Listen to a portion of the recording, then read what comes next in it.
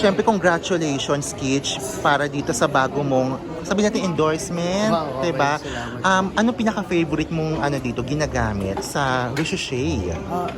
Ang favorite ko pong ginagamit dito talaga yung sunscreen dahil mainit dito sa Pilipinas. Diba? And ang hirap na maghanap ng trusted ngayon na sunscreen protector na ginagamit natin. So yeah, tapos after nun, apply lang ng konting powder. That's good.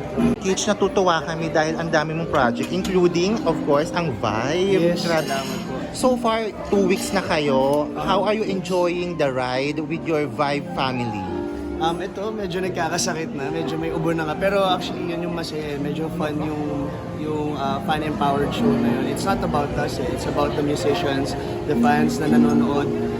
Ang pinaka nakakatuwa nun, yung after ng show, paano nagkukwento yung mga fans how they experience Correct. everything.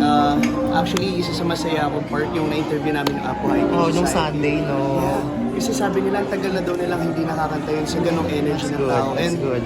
giving this platform sa media, sobrang thankful ako na maging part ako. So far, what have you learned and enjoyed sa Vibe family mo at sa Vibe journey? Actually, last night was the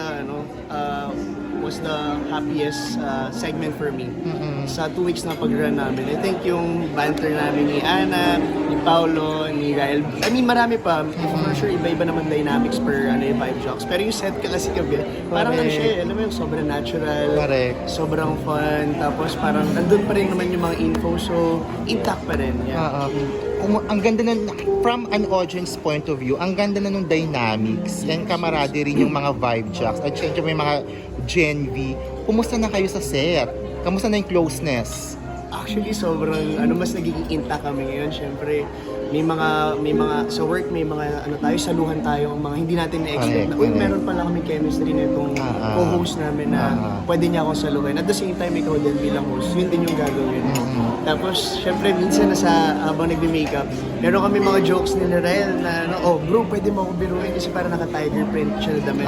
Bro, pwede mo ako biruin later na, ba't ka naka-tiger? Sinasamahan na tayo, mga simpleng gano'n. Parang, mafe-feel mo yung care nyo sa bawat isa na you want the show to be successful.